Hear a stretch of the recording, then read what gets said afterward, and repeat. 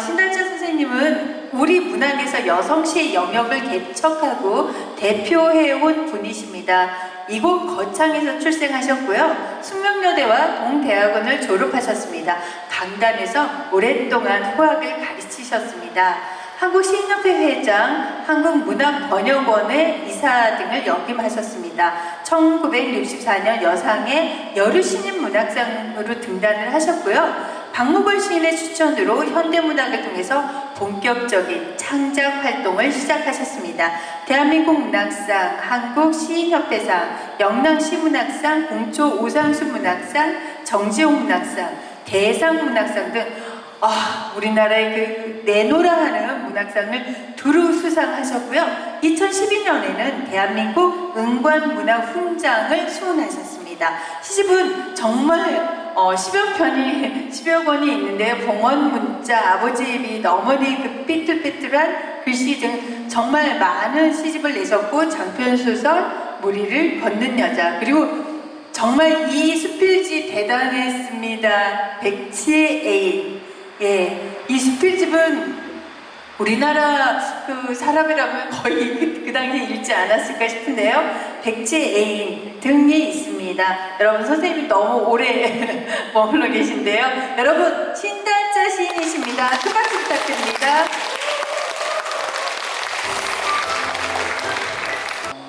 지금 연극을 보았는데요. 연극하신 분들도 아마 열심히 하셨지만 빈 의자가 보였다면 마음이 아팠을 겁니다. 그러나 빈 의자보다는 채워진 분들에게 아마 감사했을 것이고요. 저도 빈 의자 하나를 채우고 앉아서 함께 앉은 여러분에게 정말 감사를 했습니다. 저는 거창 사랑이라는 것을 단 한순간 잊은 적이 없습니다. 저는 올해 80입니다. 80인생을 살아오면서 단 한순간도 내가 거창 출생이라는 것, 거창 사람이라는 것을 단 한순간도 잊은 적이 없고, 거리를 가다가 거창이라는 단어를 보게 되면 늘 가슴이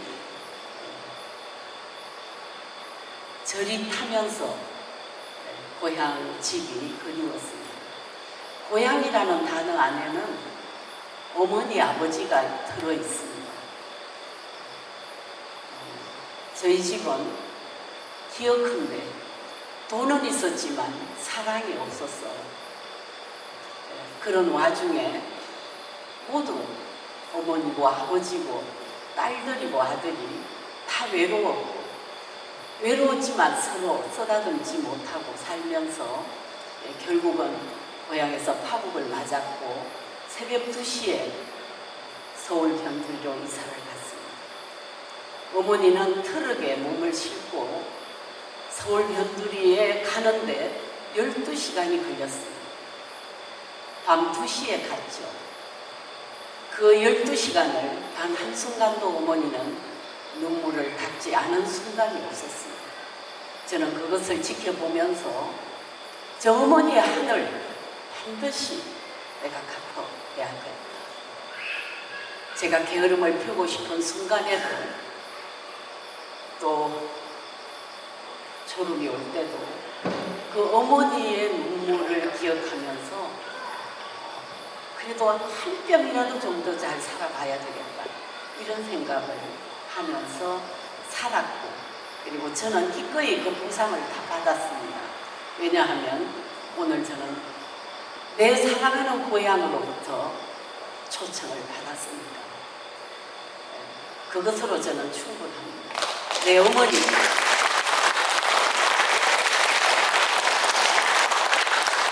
내 어머니도 아마 그것으로서 충분히 지금은 눈물을 닦지 않을까, 그렇게 생각합니다. 여기 오신 여러분들 정말 사랑합니다. 그리고 오늘 특히 무리를 걷는 여자라는 영화는 이제 이분하고 서로 이야기를 하겠지만은 저에게는 여러 가지 의미가 있습니다. 그 얘기를 함께 하겠습니다. 네. 아, 네. 선생님 이렇게 또 뵙게 돼서 저는 더없이 영광입니다. 근데 아까도 말씀드렸지만 선생님이 낮에 뵀는데도 정말 아름다우세요. 여러분 80이라는 나이가 믿어지시나요? 전혀 아니죠. 같은 여자로서 정말 부럽습니다. 다른 얘기 하시죠. 아, 정말 아까 제가 사실은 첫 그 질문이 고향 거창에 오셨는데 기분이 어떠신가요? 라고 말씀을 드렸는데 이미 다 말씀을 하셨어요. 예, 거창 정말 좋은 곳이고 물도 좋고 사람도 좋고 인심도 좋은데 또 선생님한테는 또 들어보니까 아픈 사연도 있어서 마음이 또 짠하고요. 아, 그러면 본격적으로 무리를 걷는 여자라는 그 소설로 들어가 보겠습니다. 선생님, 무리를 걷는 여자 쓰게 된 동기가 어떻습니까? 물론 저는 알고 있지만 많은 분들한테 한번 말씀해 주세요. 네, 이제 우리를 걷는 여자는 소설이죠. 근데 저는 사실은 소설가가 아니고 시인입니다. 근데 이제 소설을 쓰게 된 동기가 있습니다. 1988년에 제 책 중에서 제일 먼저 베스트셀러가 된 것이 백치애인이라는 수필집입니다. 네, 그것이 그 당시에 한 100만 부 가까이 나갔으니까 굉장히 많이 나간 겁니다. 그런데 이제 뭐 너무 길게 얘기하면 여러분들 지루하실 테고 그 백치애인을 읽은 여성 하나가 밤 11시에 저희 집을 찾아왔습니다. 제가 그때 은평구 신사동에 살 때예요. 근데 이제 찾아와서 자기 얘기를 좀 들어달라고. 그래서 그때 이미 저는 이제 자야 하는 시간이었는데 저희 집 대문 앞에 와 있다는 거예요. 그래서 이제 할 수 없이 나가서 그 여자분하고 이야기를 좀 나누었고 그 이야기에 빨려들어서 제가 그 여자를 그 이후로 3번을 더 만났습니다. 바로 무리를 걷는 여자는 그 여자의 이야기예요. 그때 이제 백치애인이 잘 팔리고 있었기 때문에 어떤 걸 다음에 써도 잘 팔릴 것 같다. 그건 출판사 사장 이야기였습니다. 그래서 이런 이야기가 있는데 이걸 수기로 쓰면 어떨까 한다 이랬더니 그 사장님이 지금 제주도, 지금 그 호텔의 이름이 좀 달라졌습니다만은 하얏트 호텔을 한 달간을 저한테 예약을 해주고 여기서 그것을 소설로 쓰시오 이렇게 출판사 사장님이 말했어요. 그래서 난 소설을 쓰지 않는다. 그래도 소설 형식을 빌려서 한번 이 얘기를 좀 써보자. 이렇게 해서 쓴 것이 무리를 걷는 여자입니다. 근데 여러분도 잘 아시지만은 그 80년대 후반에는 여성들의 성공을 2가지로 나누어서 봤어요. 결혼해서 좋은 남편을 만나서 아들, 딸 낳고 잘 사는 것이 한 개의 행복이고 또 한쪽의 행복은 여사가 사회적으로 나가서 자기 이름을 떨치면서 살아가는 것도 하나의 행복이다. 이렇게 해서 2개로 나누었습니다. 물론 지금은 그걸 다 가질 수도 있고 다 안 가질 수도 있고 뭐 이렇게 되지만 그때는 그것이 딱 양분이 되어 있었던 시절이었습니다. 그게 바로 이제 이 여자의 이야기인데 그래서 그 이제 소설을 써서 이제 책이 나왔는데 출판사가 인쇄를 돌릴 수 없을 정도로 책이 나갔어요. 하루에 3만 부씩이 나갔으니까요. 예. 그래서 이제 그렇게 나가기 시작하니까 이제 이걸 영화로 만들어야 되겠죠. 이제 감독들은 20명 정도의 감독들이 저희 집을 찾아왔었어요. 그 이제 그렇게 고민을 하고 있을 때 한 미남에게서 전화를 받았어요. 그 사람이 바로 신성일 씨 배우.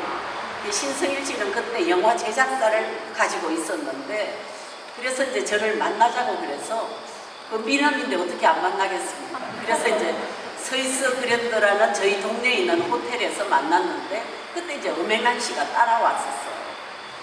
그래서 그때 제일 처음 만나서 신성일 씨가 저에게 이렇게 말했습니다.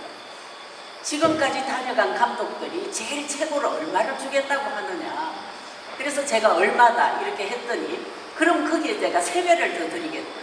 그래서 그 자리에서 계약서를 썼습니다. 그래서 이제 이 제작사는 신승일 씨가 했고, 그리고 박철수라는 감독을 이제 다음에는 만났어요.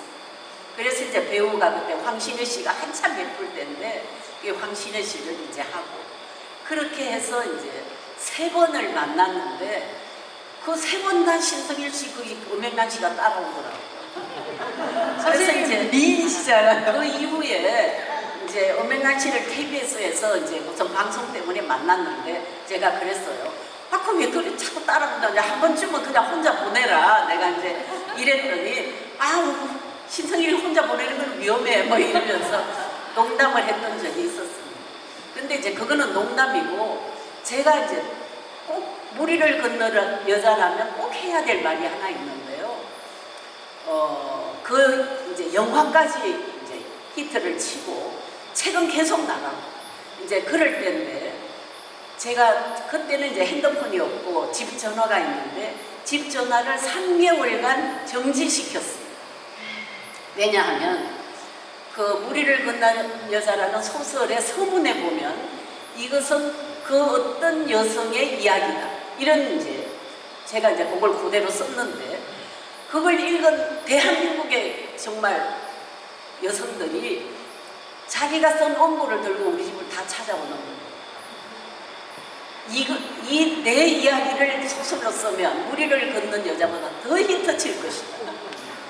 그래서 그 수많은 여성들의 얼굴을 저는 지금도 기억합니다.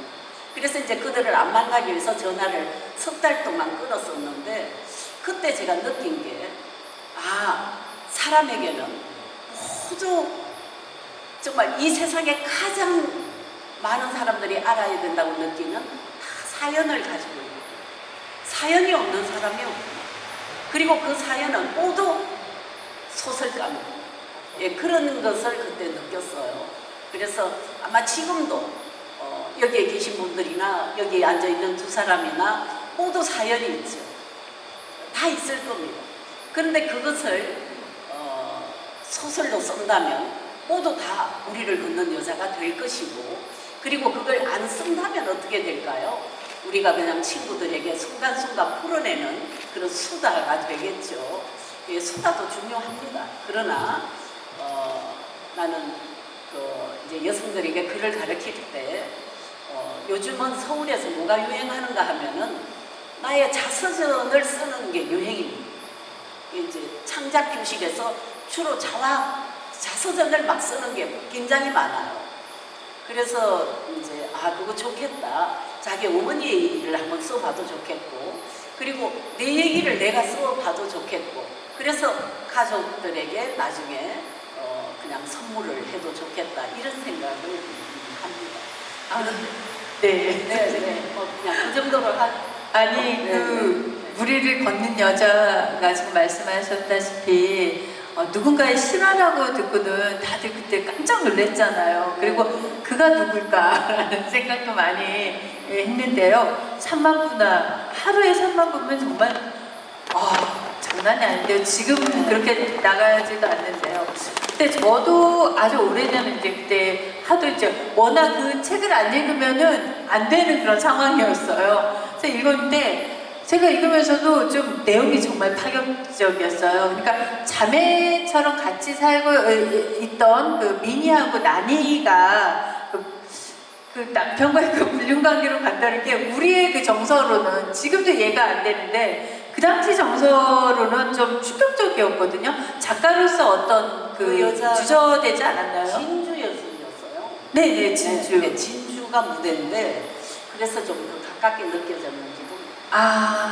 그 주저하지는 않으셨어요. 그리고 사실 그 표현도 상당히 표현도 여러 가지 상당히 좀 수위를 넘는 것도 있었는데, 근데 사실은 그 여자는 나중에 죽었습니다. 이렇게 정신적인 혼란을 겪으면서 자살하고 죽었는데, 소설에서는 그 여자가 사는 걸로 했습니다. 왜냐하면 그때 사회적으로 일을 하고 싶은 여성들이 많았는데 그 여자를 죽이면 희망이 보이지 않았어요. 그래서 사회적으로 뭔가 사명감을 가지고 그 여자가 죽지 않고 다시 사는 걸로 소설에서. 그러니까 아주 그 진짜 말 그대로 무리를 걷듯이 아주 그 마지막에 경계의 어떤 그런 게 있어서 아슬아슬하게 살았던 것 같아요. 무리를 걷는 여자라는 제목의 의미는 무리를 걷는 사람은 예수님밖에 없어요. 네네.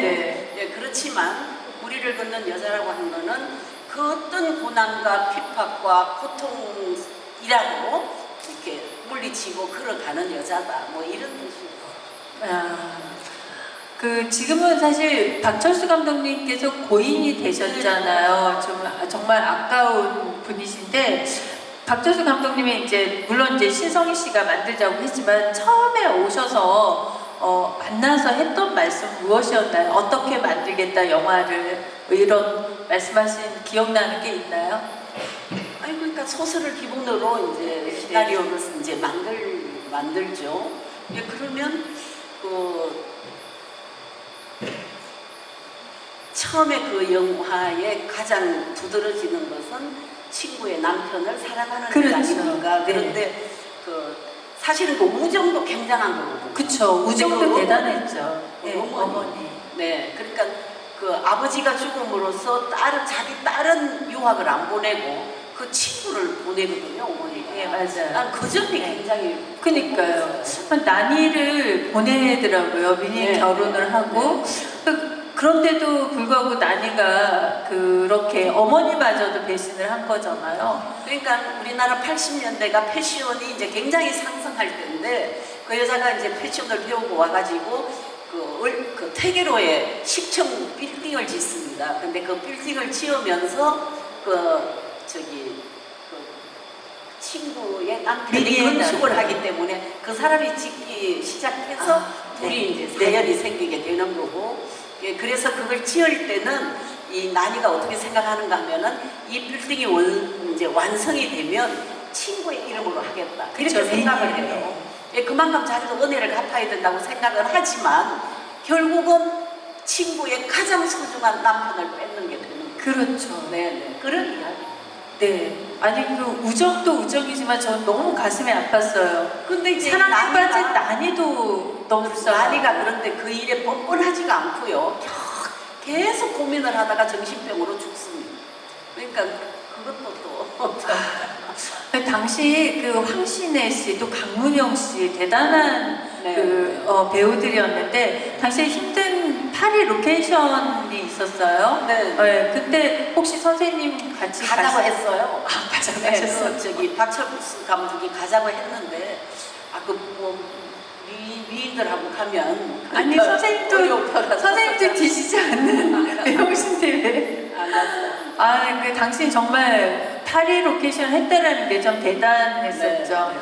근데 이제 이걸 보다 보면 당시 그 시대적 상황을 보면은 여성들이 사회 진출하기가 쉽지는 않았었잖아요. 그래서 뭔가를 포기를 해야 되는 상황이었는데 난이가 그런 걸 하다 보니까 잘못된 사랑이 표출된 것 같아요. 선생님 그런 그 글을 쓰실 때 그런 부분에 대해서는 어떻게 생각하셨나요? 아니 그 인간의 본성에는 자기를 알아주는 사람에게 마음이 끌리게 돼 있는 그렇죠. 네. 그러니까 이제 10층 건물을 지으면서 자주 부딪히고 네, 자주 의논을 해야 되고 얼굴을 봐야 되고 하는 과정에서 때때로는 아내보다 더 많이 만나는 그 여자에 관심을 가질 수 있는 거죠. 그러니까 그런 위험성은 우리가 사는데 너무 많이 도사리고 있죠. 그러니까 그렇죠. 이제 그 문제점을 이 여자의 고민이었고 네. 그 여자는 친구에게 그런 괴로움을 줬다는 것 때문에 자기 목숨을 내는 네, 결국은 이 여자도 그렇게 미워할 수 없는 여자. 네. 그렇죠. 네. 그러니까 영화를 보는데도 그리고 소설을 읽는데도 난이를 미워할 수가 없더라고요. 근데 영화가 딱 나왔을 때 선생님 그 시사회에 가셨었죠? 네. 원작자가 봤을 때 그 영화가 어땠나요? 뭐 완성도라든가 뭐 미장센이라든가 이런 부분은 어땠나요? 마음에 드셨나요? 마음에 들었습니다. 마음에 드셨어요? 난 이거 본 지가 너무 오래돼서 지금은 어떤지 잘 모르겠는데 그때는 좋았습니다. 그렇게 그 당시 90년대예요. 90년 9월 달에 개봉을 했거든요. 90년도인가? 네, 90년 9월 달에 개봉했는데 정말 지금 봐도 그렇게 나쁘지 않았어요. 근데 그 남자 배우 네, 이덕화 씨. 이덕화 씨가 그 영화를 찍으면서 교통사고가 났어요. 아, 예, 그래가지고 이제 허리를 좀 다쳤는데 그래서 이제 박철수 감독이 그런 배우를 좀 바꿔보려고 했는데 네. 그 이덕화 씨가 휴고도 하겠다. 예, 그 계속 하겠다고 그래서 조금 이제 촬영을 좀 며칠 미루다가 했죠. 이덕화 씨도 그 영화 찍고 더 이렇게 인기가 올랐잖아요. 대단한 그 여성들한테 또 많은 사랑을 받았죠. 지금 시간이 사실은 짧아서 저희가 지금 예상한 시간보다 많이 좀 지났는데 한마디만 더 여쭤볼게요.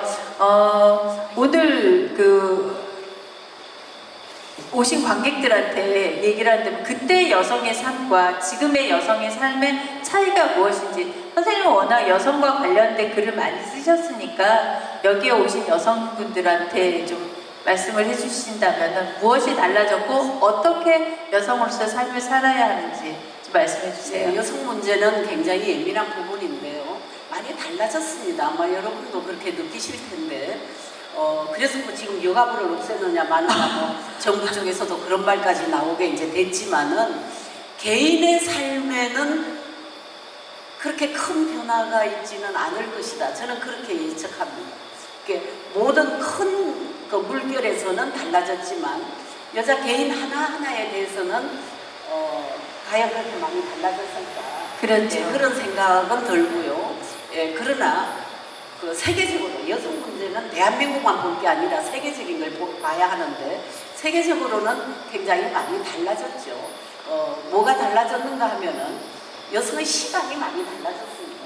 네. 우선 우리 어머니 시대하고 하면은 우리 어머니 시대는 빨래하는데 밥하는데 보낸 시간만 해도 하루에 절반이 다 넘었는데 지금 우리는 그런 데서 시간을 쓰지 않고 내가 선택해서 시간을 어떻게 쓰느냐를 할 수 있는 가능성이 그렇죠. 가전제품들이 워낙 시간의 많다니까. 시간의 활용성 누구 시대적인 눈치를 많이 본다든가 하는 네. 데서는 조금 자유로워진 게 아닌가. 그러나 이렇게 제가 이제 여성들에게 인생 상담 같은 걸 해보면 개인적으로는 아직도 고충이 많더라고요. 네, 그러니까 이제 그런 문제들 때문에 오히려 예술은 살아날 수 있지 않을까. 네, 그렇게 믿고 있습니다.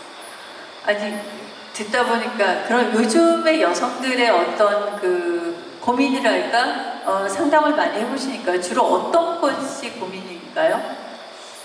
그 고민 상담은 밖에 나가서 말하면 안 되는 거고요.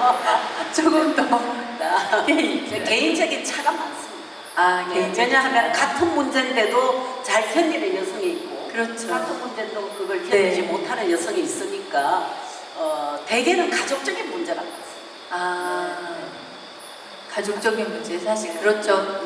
개인의 편차가 워낙 큰 거라서 아니 왜냐하면 요즘 사실 페미니즘에 대한 이야기들이 많잖아요. 네. 또 반대를 하는 이댐남들은 그 페미니즘에 대해서 너무너무 또 반감을 사기도 하고 그런 부분 차원에서 요즘 과연 여성들이 어떤 고민을 하고 있는지 선생님한테 좀 듣고 싶었습니다. 이제 다음 기회로. 아유 참. 아니 정말 선생님 아까 낮에 오셔가지고 지금까지 계셨는데 제가 너무 아쉬워서 뭘 더 말씀을 나누고 싶은데 그러면 한마디 선생님께서 오신 분들한테 조언 같은 거 한마디 말씀해 주시고 끝내겠습니다. 네. 저는 요즘 제일 많이 하는 말이 하나 있습니다. 감사합니다. 이렇게 하는 그 말을 제일 많이 하는 것 같아요. 그러면 제가 어느 누구보다도 감사할 일이 많은 사람인가? 그렇지 않습니다. 여러 가지 건강 문제도 그렇고 또 뭐 모든 상황이 그러나 이제 제 나이가 저에게 뭘 가르치는가 하면 너는 행운아야. 너는 사랑을 많이 받은 사람이야. 이렇게 가르쳐줍니다. 내가 미처 깨닫지 못하는 것. 그래서 오늘 하루는 저에게 굉장히 숭고한 날이고 감사한 날이고 그리고 정말 이렇게 허리를 굽혀야 되는 그런 날이다. 아침마다 그런 다짐을 합니다. 오늘은 나에게 굉장히 소중한 날이야. 예, 이런 이야기를 해요. 그 80평생은 그렇게 평탄하지 않았고, 그리고 힘들었고, 괴로운 날들이 더 많았지만, 저는 그걸 믿어요. 불행은 혼자 오지 않습니다. 반드시 불행은 그 뒤에 행운을 들고 온다는 거. 여러분들 혹시라도 나 지금 좀 힘든 게 있어 이러면 그것이 우리의 소망이 이루어지고 있는 중입니다. 여러분들 혹시 뭔가를 바라고 있는데 왜 나는 안 돼? 이렇게 생각하시는 분이 있다면 그것이 오고 있는 중입니다. 그렇게 생각하시고 저보다 젊으시지만은 오늘도 나에게 참 소중한 날이야. 저야말로 오늘 너무 소중하고 귀한 날입니다. 바로 내가 사랑하는 고향 금창에, 그것도 그 무리를 걷는 여자 영화를 여러분과 함께 볼 수 있다는 이 정말 뜨거운 감사를 다 표현할 수 없을 정도로 여러분 고맙습니다. 사실 선생님 모시고 1시간, 2시간 이야기를 나누고 싶은 욕심이 컸는데요. 이렇게 간단하게나마 이야기를 들을 수 있어서도 좋고 아쉽고 그렇습니다. 곧 상영될 그 무리를 걷는 여자는요, 1990년 9월 29일 개봉을 했습니다. 청소년 관람불가여서 조금 수위는 높지만 당시에 그 여성들의 어떤 삶을, 치열한 여성의 삶을 엿볼 수 있는 영화고요. 감독은 박철수 감독입니다. 출연은 이덕과 황신혜, 강문영 씨고요. 112분입니다. 여러분 관람 즐겁게 하시기 바랍니다. 이상으로 저는 권미강이었습니다.